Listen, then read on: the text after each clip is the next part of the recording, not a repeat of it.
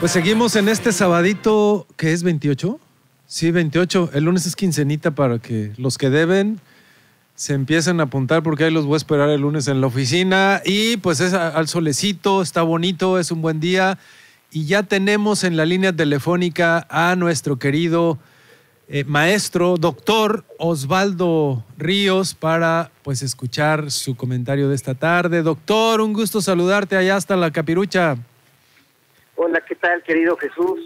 Un abrazo afectuoso para ti, para todas las personas que amablemente nos escuchan, como cada sábado por esta frecuencia digital global de EMSA Valles. ¿Cómo andan las cosas con ese plan B? ¿Qué cosas vislumbras? ¿Cómo va a terminar? ¿Cuáles van a ser las consecuencias pues de llevarse a cabo este plan, mi querido Osvaldo? Híjole, Jesús, la verdad es que es complejo predecir qué es lo que va a ocurrir en el corto plazo, porque todo dependerá en varios momentos, ¿no? Tiene varias rutas de definición. La primera es que los partidos políticos nacionales han interpuesto sendas controversias constitucionales. Primero acciones de inconstitucionalidad, ¿no?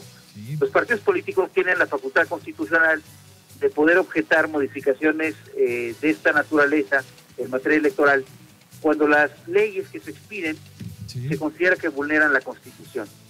Y en este caso me parece que es evidente que hay una controversia importante, porque las leyes generales, si no estoy mal, son 6, que se expidieron, ya se aprobaron las primeras 2, y esas son las que están provocando todo un planteamiento opositor por parte de PAN, PRI, PRD, que ya presentaron incluso ante la Corte sus acciones.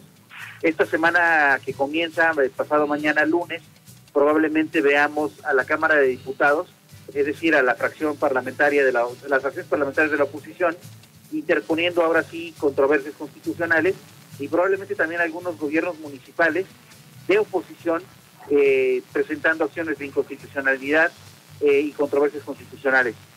Entonces, dependerá de la Corte, es decir, esta Corte de Norma Piña, de la que ustedes y yo hablamos hace 2 semanas, que había sido algo que le había escapado del marco de decisión del presidente, va a dar luz sobre el sentido que tenga o no el plan B. Es decir, si se declara que fueron inconstitucionales la Ley de Responsabilidades Administrativas de Servidores Públicos Federales y la Ley de Comunicación Social, que son las 2 que se encuentran en controversia, las primeras 2 de un paquete de 6, pues ya está muerto prácticamente el plan B.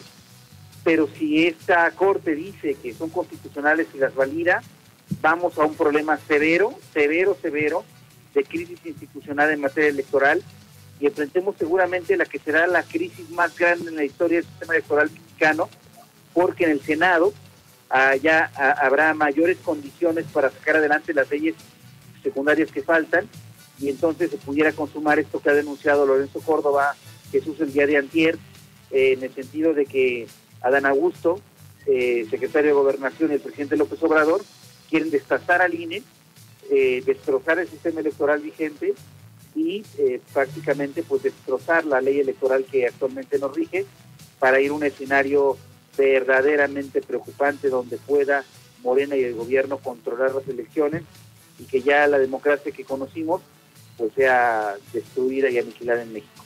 Una gran responsabilidad para la Suprema Corte. Sí. Fuerte la responsabilidad que viene, ¿no?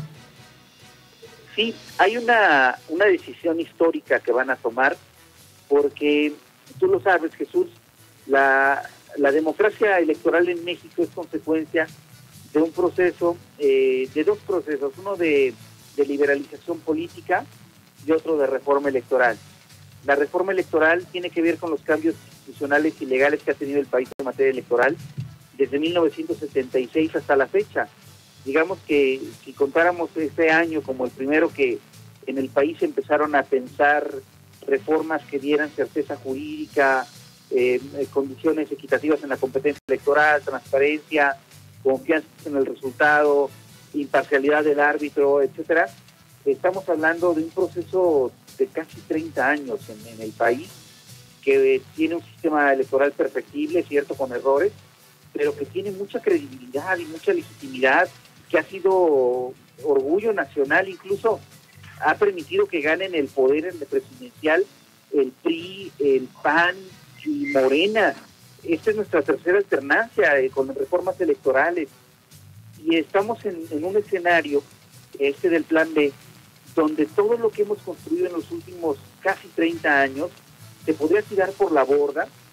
Podríamos volver a una época superada de la historia donde el presidente de la República, a través del secretario de Gobernación, controlaba las elecciones, donde el gobierno hacía campaña abiertamente en favor del partido oficial y el gobierno se volvía un brazo electoral del presidente y su partido, pues, de un operador político. Entonces, la Corte hoy día puede ser un dique de contención de constitucionalidad que protege y defienda la democracia.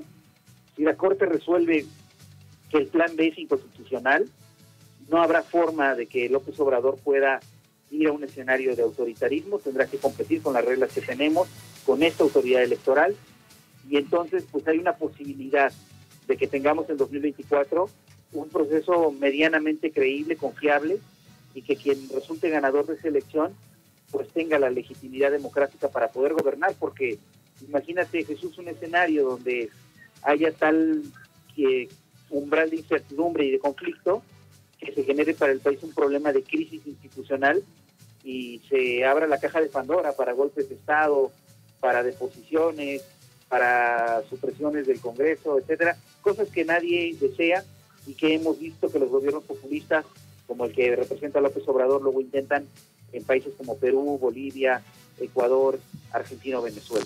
Híjole, mi querido Osvaldo, te saludo con mucho gusto en esta tarde de sábado. Estamos en la antesala de un México que tiene que decidir entre regresar al pasado o fortalecer el futuro y poder construir con el presente pues una nueva etapa del México del siglo XXI. Nos ha costado tanta sangre, nos ha costado tanto dinero, nos ha costado tantas cosas como para regresar a un régimen totalitario, a un régimen de una sola persona, y creo que pues todo esto puede ser también una cortina de humo, porque la candidata del presidente, pues como dice la canción, ea, Claudia se tambalea como un vagón en descarrilamiento, ¿no?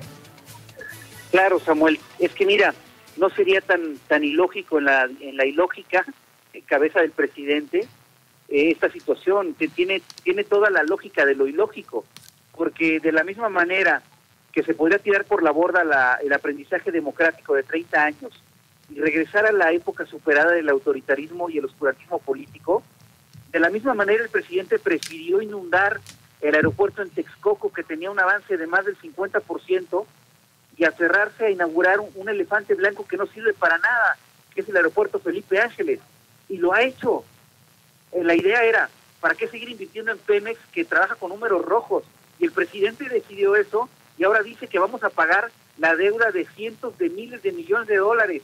Y dice, no hay problema, claro, porque no le importa el desarrollo. Y el presidente dijo que los subsidios, acuérdense, al arte, la cultura y la ciencia, eran corruptos. Iba a presentar pruebas, no presentó nada, los desapareció y retrocedimos en esas materias.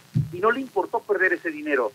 Y teníamos un sistema consolidado de distribución de medicamentos que funcionaba bien, lo echó para atrás, lo hizo pedazos, carecieron de muchas personas enfermas de cáncer, niños también incluidos, de medicamentos, y ahora volvimos a que las empresas privadas vuelvan a distribuir medicamentos después del fracaso, y no le importó. Es decir, es un presidente que tiene una dinámica de toma de decisiones completamente irracional.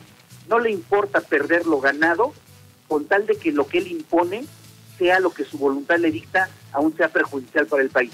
Por eso que dice Samuel, sí es peligroso y sí es real, que el presidente prefiera destruir la democracia y regresarnos al autoritarismo, y que no nos importe haber gastado tanto dinero, tanta sangre, tanto esfuerzo, tantos discursos, tantas luchas, tantas movilizaciones, tantas marchas, tantas protestas, tantos cambios en la ley, y que al final él quiera, y como lo quiere hacer, lo pretende hacer, ya lo ha demostrado, imponer una dictadura de partido y un país de un solo hombre, al costo que sea.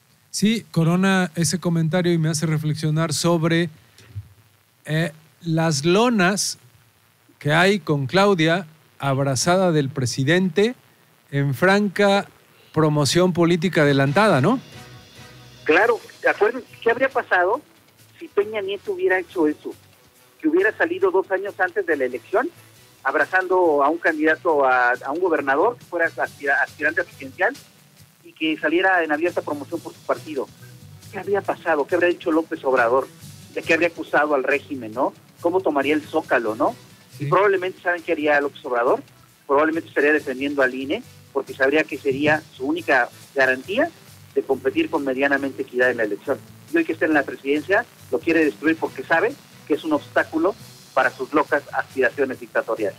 Pues, mi querido Osvaldo, yo me quedo con la reflexión de que eso puede ser una cortina de humo, puede también resultar un plan B para el presidente, pero veo que va por la libre un Adán Augusto López, mientras Claudia trae sus conflictos, sus crisis del metro, que ya se lo acabó, porque pues ahí todo ese dinero se ha ido a su campaña prácticamente, hay muchos que lo aseguran. Así es. Y Adán Augusto es el que está cosechando, está pianito, como decimos en mi pueblo, pianito, ahí va,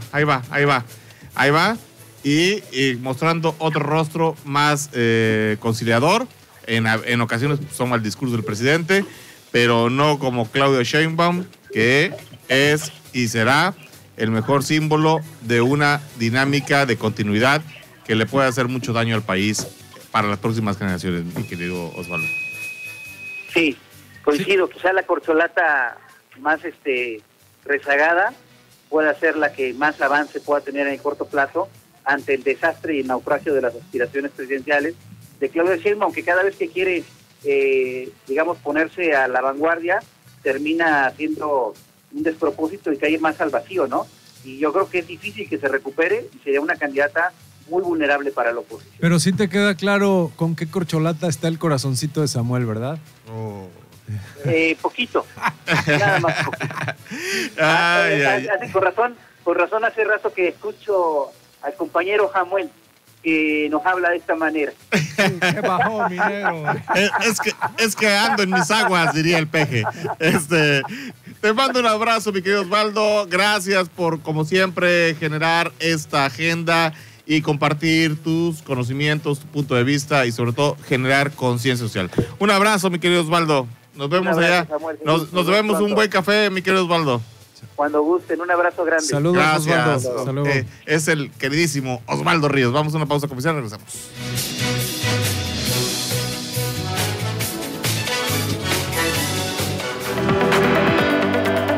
Vamos a un corte, pero regresamos en un momento.